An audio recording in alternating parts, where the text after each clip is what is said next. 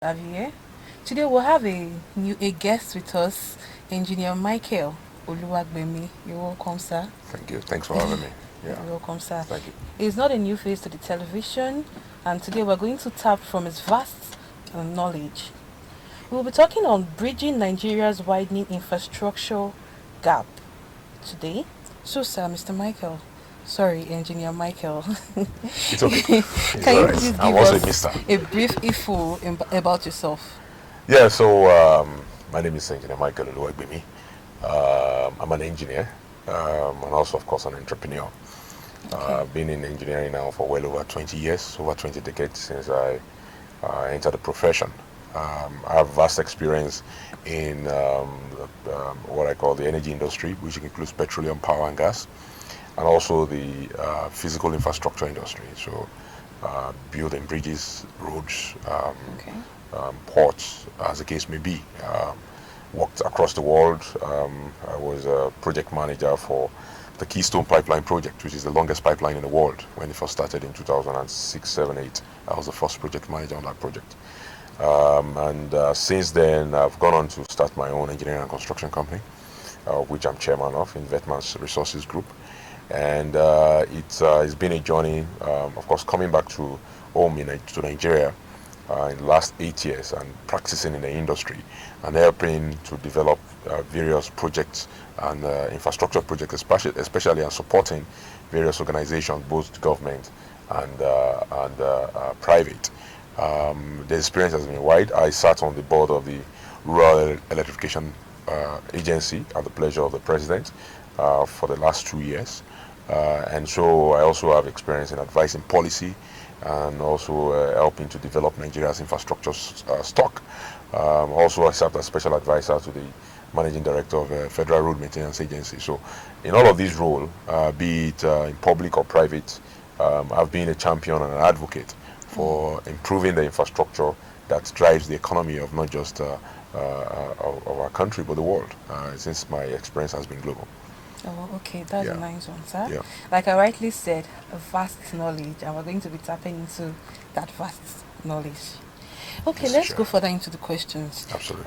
In a layman's language, please, can you describe what infrastructure really means so our audience can get a better understanding? Absolutely, absolutely. So you have to understand that infrastructure is the platform on which every other thing runs. So just the meaning of the word, infrastructure. So Infrastructure. the structure is there, but the infrastructure is the base structure on which every other thing runs. And in the world of economics, you have two types of infrastructure. We have the social infrastructure and we have the physical infrastructure. Of Okay. course, what we are talking about here, largely when we talk about infrastructure, we're talking about the physical School infrastructure infrastructure. because that's what, in the layman language, in your word, understand by infrastructure. Social infrastructure, of course, education, health, labor, that's the quality of living and those kind of things are the social infrastructure.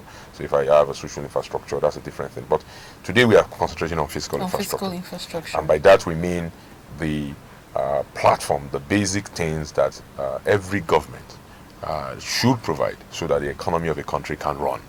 Yes. And the physical infrastructure will include your road, which is probably the most flogged, the most used, abused component of infrastructure, which of course includes the bridges and everything that goes with it and all the apartments that goes with the right of way. Of course, it also includes your ports, very, very critical for trade and foreign trade, so that the country can benefit from a global economy, both river ports and airports and seaports, both deep sea and inland, as the case may be. It includes your rail. The rail is very critical because if you do not, as Nigeria have seen in the last 50 years, if you pour all your money into roads and you abandon your rail, then all your money that you're spending in rail on road will never come out and will never be visible. Why? Okay. Because what will happen is that the heavy duty loads that should be going on rail will start going on road, and your road infrastructure will continue to collapse no Will matter how much of collapse. money you put into it. So Okay. for you to have a wonderful road infrastructure, you need to have an excellent rail Real infrastructure, infrastructure. right? And so Yes. these are examples of course infrastructure. Other ones which is not obvious to most people is pipeline.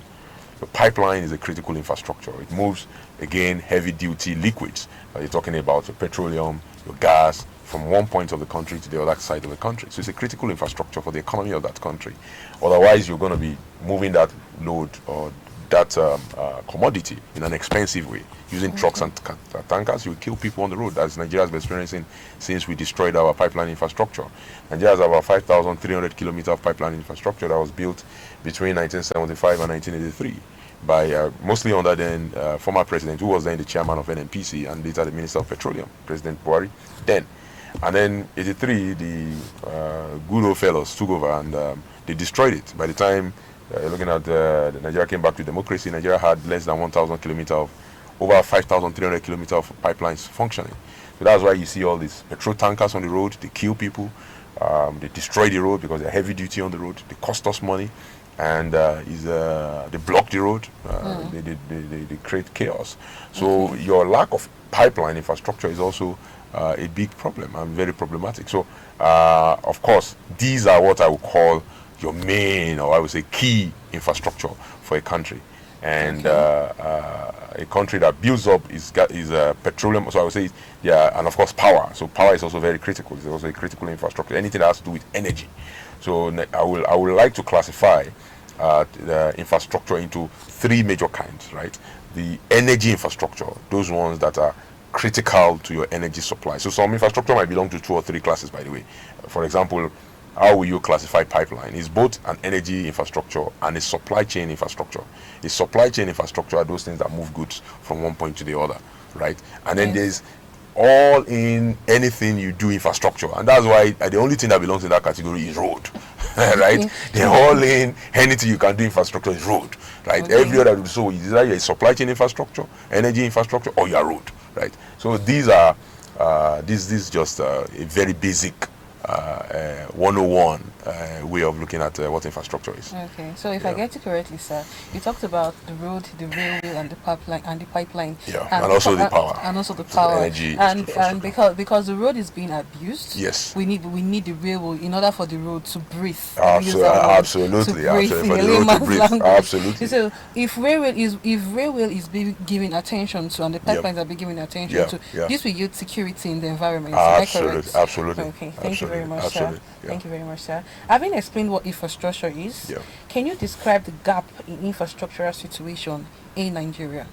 Yeah, so for you to have a sense of so United Nations have a benchmark, right? When they say how much infrastructure should a country have, right? Your infrastructure, by the way, is also a measurement of the wealth of a country. So it's like you saying, as a person, as an individual, what is your infrastructure? Your infrastructure as a person is the house you live in.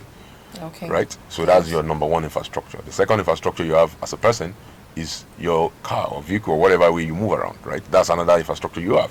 So when you want to measure your wealth as an individual, what do you think of? The things I have. I have a house, I have land, I have a car. That's your infrastructure. So for a country, the first way we have to look at it is relative to the entire wealth of a country, what percentage of it should be the infrastructure? The big things that you should have just like an individual. The big things you have as an individual, if you want to look at your life after living it for 20 years like me, or 30 years professionally, to say, have I built a house? Do I have land? Do I have car? Do you have those kind of things, right? So for a country, do you have rail? Do you have seaports? Do you have how much road is paved? How many power plants have you built? How many CNG stations? All of those LNG stations. Those are the kind of things a country should measure. In the case of Nigeria, the percentage of our total wealth that is infrastructure is currently, it used to be worse. It's currently at 40%. 40%. It used to be 20% in 2015. So from 2015 to 2022, 23, it grew from 20% to 40%, right? Okay. But the standard in the world is 70%. So we still have a long way to go. We have a long way to go. We have a long way to go.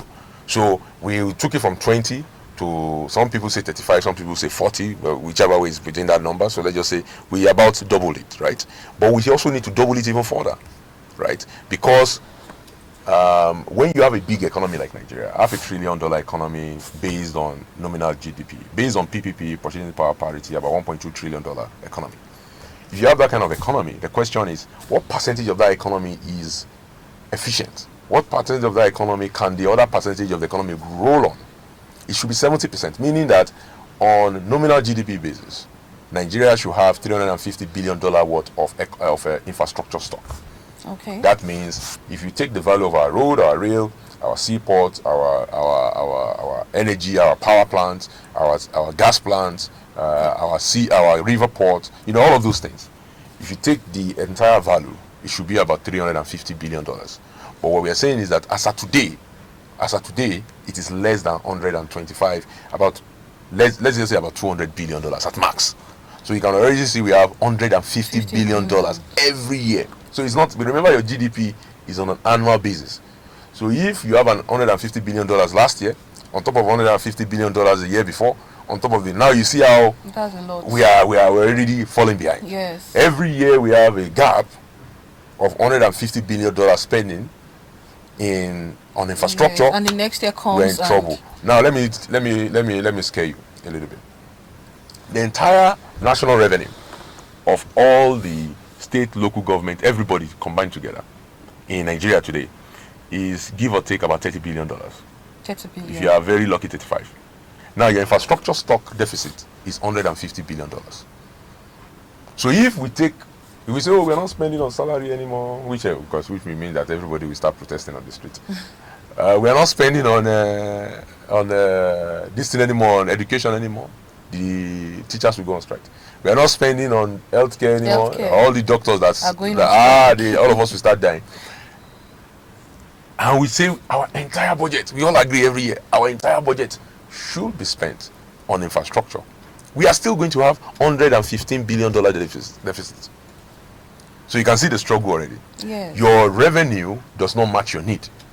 So which is why, you see, there's a reason why government exists. And this is what Nigerians, when we go to other countries and we see beautiful infrastructure, and we say, oh, why can't Nigeria do this? Why can't Nigeria do that? What we should always remember is that the why first starts with us, right? Because government exists for one reason, and one very important reason: to do what you and I cannot do individually. Individuals cannot build infrastructure. You might be able to invest in infrastructure.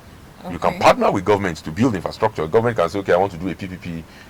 Some group of investors come and partner with us. But an individual cannot plan or build an infrastructure and use it on it, because otherwise it's not an infrastructure. Because an infrastructure, the word infra there is shared. It's shared structure, right? It's something that is shared. So government exists to do that. So the number one problem we have, and the reason why we have this widening gap in infrastructure deficit, which by the way you said that we need to spend about $3 trillion in the next, $1.5 trillion in the next 30 years on infrastructure, which works out to be about the $150 billion per year, like I said, for us to catch up.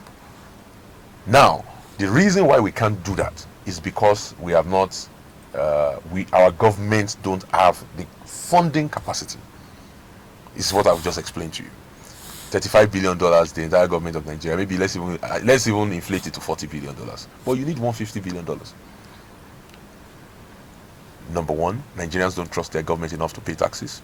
Of course. We are 6 to 10% tax to revenue ratio, tax to GDP ratio. The rest of the world is about 30 to 40%. That means the rest of the world has about 4 to 5 times our capacity to raise revenue. As a government of Nigeria, all the government together, but I'm not talking about federal government, I'm talking about federal, state local government, and of course family government and street government. When you include all of that, LCD and all of those stuff that are there. If we had all of us together, everybody together is spending $40 billion, but we need 150.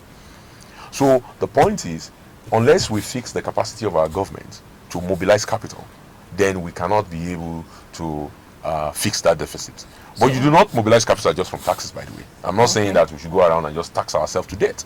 There are many other ways governments can mobilize capital, and I'm sure we're going to get to that later in the program. But the point is, the issue around infrastructure deficit starts first and foremost with our ability to fund that particular. If we like, good things cost money, and you cannot just get good things if you don't spend money.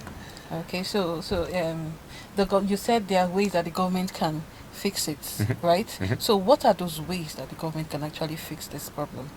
Yeah, I think first thing first, I think improved accountability from government, from the local government, all the way to federal government. I think a lot of time we focus on the federal government, and then 30% of national revenue is spent at the federal level. The remaining balance of 70% is spent at the state and local government. State government and local government do not share their IGR with the federal government. The federal government shares its own IGR with them.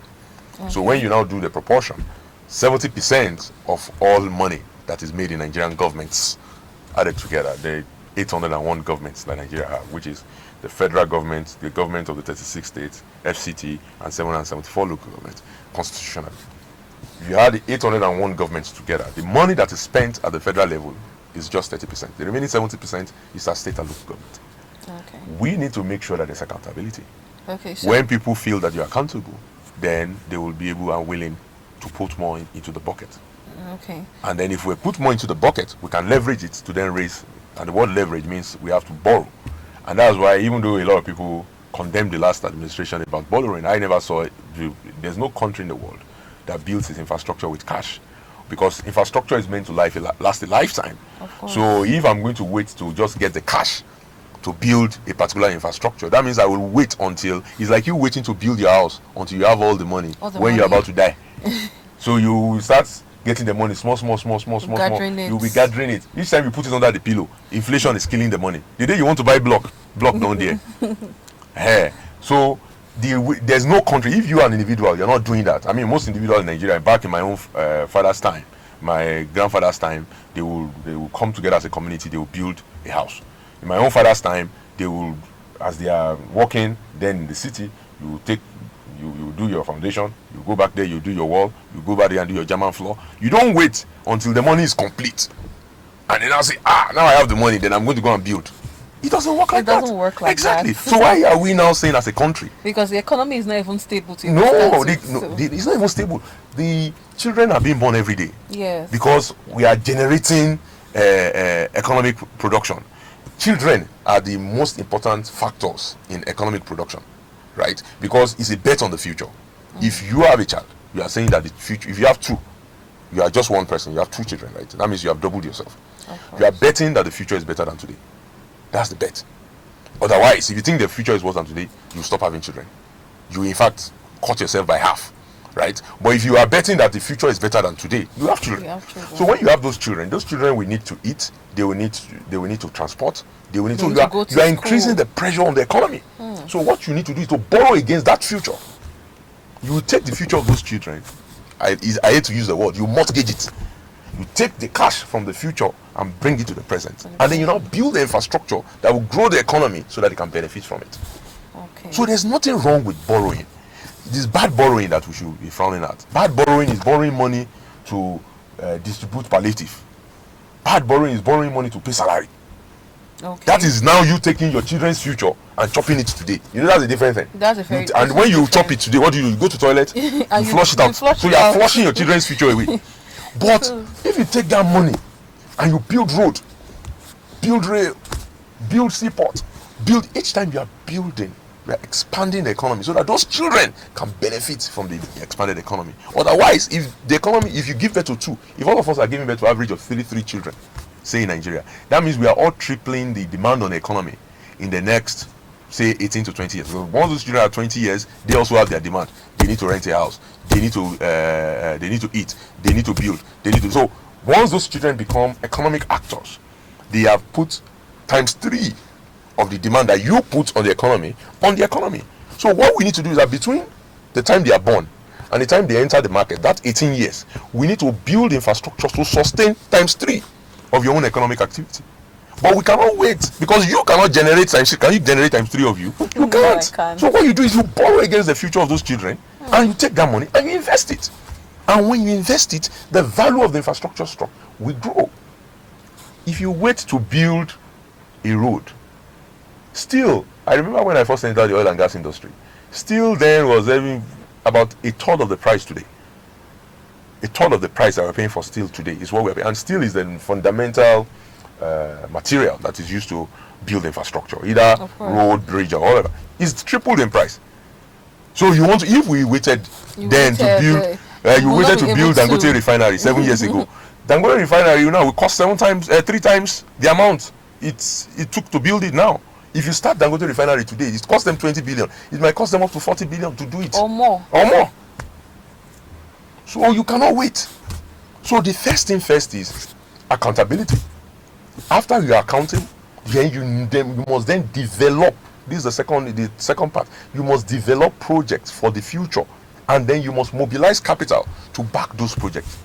If you don't develop projects, this is the part that Nigerians miss a lot. It's not enough to say that I want a nice car. Even if you want a nice car as your own personal infrastructure, or you want a nice house, what do? You call an architect. You tell the architect, I want a fantastic house. This is where I want this house. I want it to be a bungalow. This is my vision of what my house looks like. It has 2 bedroom, it has 3 bedroom, it has a garage, you design it, right? Then how then do we think that we want road, rail, seaport, and we just talk about it? There's no planning. No plan, there's no nothing is being development. done. Exactly. So we must plan. We must develop plans. We must develop projects. And then once you develop projects, investors, both equity, debt, and even grants will come in. And they will say, we like this future, we want to support it. Even as an individual, when you're about going into a business and you don't have enough finance, you create a business proposal. Absolutely. You give it out to people that can support you. Absolutely. Once it makes sense to them, they would want to invest. And you know the interesting thing is, because Nigeria's economy is going to expand, whether we do anything or not, because we are very, very good and prolific in giving birth to children, right? So our economy will expand, whether we like it or not. The international investor likes Nigeria's future. I mean, you see when they say Nigeria is going to be the 5th largest economy in 2050, right? Or there is going to surpass America in population size, and they will tell you the GDP of Nigeria is going to become 10 trillion, whatever they are talking about. Those prognosis is not based on what we are doing. Is in terms of economic input. They are based on what we are doing, whether we like it or not, by just procreating. Because when you give birth to a human being, that child, you are a woman, so you hopefully you become a mother if you are not. When you hold that child in your hand, you do not know what that child can do. That child can be the next Barack Obama. It can be the one that will change cancer, cure cancer. That child can be the one that will fix all the things wrong with Nigeria. You don't know. But just because that child has brain, and that child, when he's born, will have a part in life, will network, and can create something from nothing. After all, how did they create satellites? How did we create this cell phone technology? It's human beings. And it doesn't take 1,000 human beings to do it right. You just need one. You need one Elon Musk for every 200 million people. Exactly. So if you have 200 million people produced in the next 10 years, we have at least one Elon Musk. The way we have one Dangote, one Bua, one Otedola, and one Elumilu. You will have one of them that will just shine. And that one will now be the one to create things that will drag everybody else into prosperity. So when you have children, you are betting on the future. So what we should do as a country is that we should know that we are lacking in the marketing of that future for the rest of the world to invest in. Accountability creates base revenue. Base revenue gives you confidence to develop projects. Developing projects attracts more capital into those projects to now build the infrastructure for the future. It's a 4-step process. Thank you very much, sir. So as a person who understands, as a technical person who understands development, how well do you think Nigeria can bridge this infrastructural gap in the short and medium term? Yes, I think it is doable. People just need to, number one, believe. I commend the President Buhari's own action, because when he came, it was in a very dire circumstances. When you have 20% of your country GDP just accounting for infrastructure, that's very bad. When it's supposed to be 70%, it's really poor. That's not even something to start with, right? So as a progressive, the first thing he did was to say, look, my own focus is infrastructure. Okay, some of you might have other focus, you have other priorities, but me and President Buhari, I want to build, and then nobody in Nigeria can deny the various things he did in infrastructure. Built road, built airport, built seaport, built rail, commission Lagos-Ibadan within his term. Continue to, now they're almost done with the Kano to Kaduna corridor.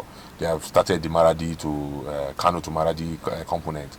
Ibadan to Ilorin is being, the feasibility study is already advanced. So nobody can deny that. There's even one at this local Kogi State. Absolutely, Itakwe to Warri, right? Yes. I mean, and that one was on the paper for more than 30 years. Since 1988, they've been trying it and nobody did anything about it.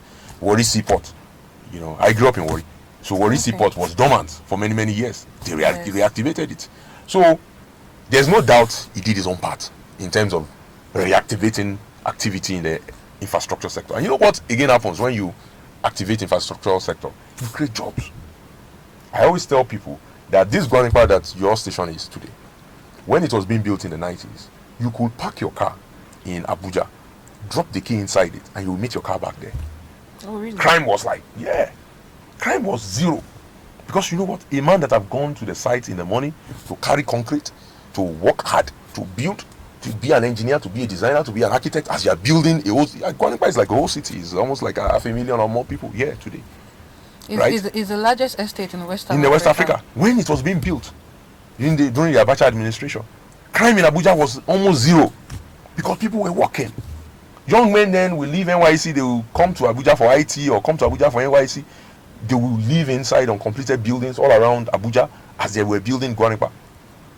Right? And because of that, young men were not committing crime. After you worked all day, hustling and everything, buying iron, selling iron, buying cement, selling cement, who has time to go and commit crime at night? When you can buy your own car, why will you go and steal somebody else's car? Because you're taking a risk. If you steal somebody else's car, they can find you, investigate you, you end up in Kuje prison. It's not as if crime was zero, but it was very low. But it was minimal. Yes. So when you build infrastructure by taking other people's money, yes, Nigeria should go and take other people's money. Everybody should. I don't even like the shout of debt. If it's infrastructure, we can borrow as much as we want. We should borrow it. The children will be born, and we are very good at giving birth to them. We should borrow those money and build a country. Because beautiful things cost money. But we must market the beautiful things we want. We must develop those projects. And I think in the short term, what we need to do is to work on the accountability framework. When it comes to tax restructuring and making sure that we remove double taxation, widening the tax base, and ensuring that people can see what their taxes is being used for, that can be done in the short term. In the medium term, we can develop what I call key projects that in our country need. Nigeria needs to have a real network that connects every major city in this country. There's no reason why we get on the road, we put our fuel on the road, put our heavy load on the road. Even when we are going across cities, it's more comfortable to travel by rail. I can sleep, wake up, go to the toilet, come back, bathroom. I can do that on the road. If I'm taking a bathroom leak on the road, I'm looking like this. Oh, no, kidnapper picks me up. If I'm going on the road, boom, boom, but when you're on the rail, you're comfortable. So we should connect the entire country with rail. Our river port should be reactivated all the way to the top of River Niger and River Benue, so that goods can move freely, haulage and freight. Okay, thank you very much, and sir. Of course, power. We need to have 24/7 electricity. That's actually that's very necessity. key. And also make sure that gas is everywhere. So those are the things that we need to do in this medium term. Thank you very much, sir. Thank you very much, sir. In as much as I would like to ask you several questions, of which I have a lot of I'm them. sure I'll have another opportunity to ask you. Come back to so we'll have to wait for the next time when you come here. Then we can give you those questions to answer for us. And I'm very sure that the audience are well educated, and myself I'm well educated on what you said. You spoke brilliantly well. It's a brilliant discussion. Thank you very much, it's a pleasure. Engineer Micheal. Thank you so much. Once again, you're watching ACTV. Please don't forget to subscribe to our YouTube channel, ACTV. Also follow us on Facebook, Instagram, and even Twitter. Okay, on Facebook, watch and share, and also turn on your post notification bell and drop your comments. My name is Adriel Lucky, and this is Main Issues. Thank you very much.